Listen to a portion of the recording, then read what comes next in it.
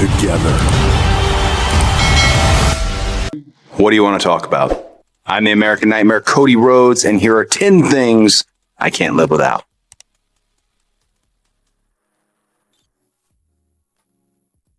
My first essential, I would say, is the most essential, and it is a photo of my wife, my daughter, and myself. Not just a photo of family, which obviously that's why it's essential, but at a certain point in the past year, going into WrestleMania, my tour bus set on fire outside of Lincoln Financial Field, and I had a few minutes, more like a few seconds, and this was the first thing I grabbed. These are the whys in what I do in the entertainment business and pro wrestling, the suspension of disbelief, whatever, however you look at it, competitive or performance. It's a shark infested show business.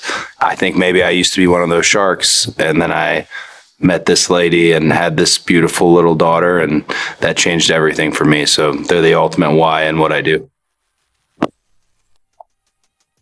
It's as simple as it gets. It is an American flag baseball cap, USA Stars and Stripes baseball cap. If you go into a gas station, you can find it. If you go on Amazon, you can find it. I'm very lucky I get to be in sports entertainment and pro wrestling because it's not about politics. It's about, hey, this is one thing that we like. Regardless of where we sit on the spectrum, we like this together. Let's do this pro wrestling thing. But yeah, this hat goes everywhere with me because it's also my little, incognito hat to the airport. I've been told that my incognito outfit is actually so covert, it's overt, because I always wear this hat and then I'll wear a sleeveless hoodie with the hood pulled over it. Try to cover up the tattoo if I'm just trying to move through. But I can say that with wrestling having hit this new phase of popularity, it's not as easy as it used to be. It's by no means a problem. It's the greatest complaint to have, but it's not just one or two people anymore. It's become kind of a madhouse whenever I go anywhere. But yeah, it's also part of my little kayfabe, as we like to say in the wrestling business. This manifestation, this physical form of the title belt, this dates way back, 50 plus years of history when it was originally the WWF.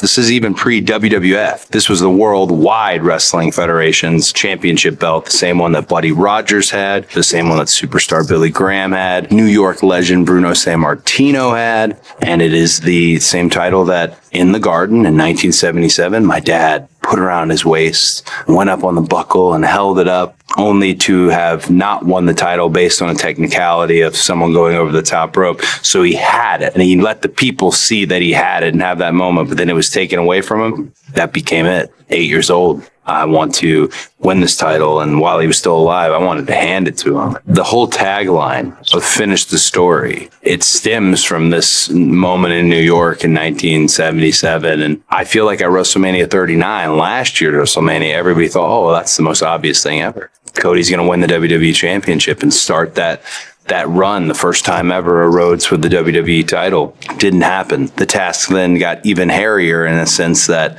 The Rock decided to show back up and decided, oh, I'm just going to take the match that Cody was slotted for. And in the end, all of this chaos, something magical happened. We get to WrestleMania 40. We finish the story. I'd say one of the things I like about the title a lot is it's no longer a matter, it's not a nameplate. Now it's all about your individual side plates. I also love that this title is specifically this generation's title. I am fond of the Winged Eagle, which is a title from the 1990s. Hulk Hogan wore it, Ultimate Warrior wore it, Ric Flair wore it, Bret Hart wore it, and I am actively trying to find a way to get that into the WWE world, but this is also the title that was around Roman Reigns' waist the night I beat him, and there's a part of that makes me more linked to this look and this aesthetic for a WWE championship than ever. Another essential item happens to be on me at all times. This is a Rolex Datejust Jubilee bracelet. Rolexes are all special in their own way, but this is my father's Rolex. I have a couple that I purchased. I have an Omega that I really love as well, but this one is the most important in the collection. Around the time I graduated high school, knowing I didn't want to pursue anything in college, knowing all I ever wanted to be was a pro wrestler, I got a little worried, a little gun shy that I wasn't big enough. I thought I'd be 6'6". Well, it turned out I wasn't 6'6". So I decided, you know what, I'm going to go to the Howard Fine Acting Studio in LA. I'm going to go to LA. And then if I get big as an actor, I can jump into wrestling. Absolute nonsense. He did everything you could possibly do right as a father. I remember leaving that morning to drive my Volkswagen Jetta from Roswell, Georgia, all the way to Studio City, California. And he had $10,000 in cash. And he had given me that to make my way out there and start and get a little place. He'd even set me up with a job. I'd find out later after he passed, when going around the room with all the goods, you get this, you get this. Nobody got the Rolex. So I asked my mom, and she told me, yeah, I thought you knew. He pawned that to get the money for you to go to LA. 3 men, Bruce Pritchard, Triple H, and Nick Khan. They knew where to go. And this was something I received after receiving what was already the greatest night of my professional career in WrestleMania 40, right there in Gorilla for the world to see. And it's as essential gets. Right here, coming in, Suavecito. Suavecito pomade, to be specific, and it's an outstanding hair product. My mom, the Cuban side of her family, I didn't realize I was going to have the thickest hair imaginable amongst my friends, and that it would grow at a rate that is almost terrifying, especially now that all my friends are around me balding. Ha ha ha. I'm not. But this is the only stuff that they actually can do anything with this mess. It's got to have product in it. The other element of it is I am not a natural blonde, so I am coloring this hair on a frequent basis, especially with the amount it grows. This helps me on all ends, not just the thick hair, but the color-treated hair. Suavecito. My lovely wife gave me a pair of Louis Vuitton cufflinks. These are not my Louis Vuitton cufflinks. These are the first cufflinks I ever got. They're bullets. It was at a time when I had left WWE, which was unheard of. You know, nobody quit WWE. They'd fire you or you'd stay for life. And I was a Nepo baby, a nepotism hire, dad and brother. I was going to have this gig forever. I felt I needed to get out and actually make an attempt at it. And I went all over the world wrestling, independent promotions, different companies, refused to sign a contract. I'm bringing the same brand, the American Nightmare, the same walkout song, Kingdom's Plan. I'm bringing that everywhere I go. Along the way, I joined what's called the Bullet Club in New Japan Pro Wrestling, and they actually gave me the name, the American Nightmare. I own a lot of cufflinks. I have a lot of Star Wars cufflinks, because I think people know I'm a big, massive Star Wars fan. But the go-to ones are usually my Louis Vuitton, the little dots. I feel most comfortable in a suit. I have some of the cheapest suits. I have some of the most expensive suits. It's all about the fit. And especially with what I do, you're looking for a little splash of color. You're looking to be under the lights, under the camera. Oh, well, SmackDown's a blue lighting treatment. Raw's a red lighting treatment. You don't want to blend in. How do you separate yourself? So it's all about the fit. This is one of my most essential items. It is a rock. This one is special because my daughter made it at a little art studio, and she's only 3, so she's just now starting to actually put the finishing touches on things herself. But yeah, Liberty Runnels, you know, sometimes she'd leave a plushie behind in my bag or something like that, and I'd want to keep it because that's, you know, I have that connection to her, but I didn't have anything that I carried with me. My dad always had trinkets that we made him and gave him, and he put them in his suitcase. My sister had made this little plush mouse. His name was Coco Jiwo. So this stays in my travel bag. But yeah, this is a rock. Not to be confused with The Rock. This is just a rock. There it is. It's just a Nintendo Switch. I don't have enough time and commitment to jump into a modern, big-time console game like an Elden Ring. However, I can get on the SNES collection on my Switch, and I can play Donkey Kong all day long. It is absolutely essential for me. Let's go top 5 overall on the game side of things. Number 5.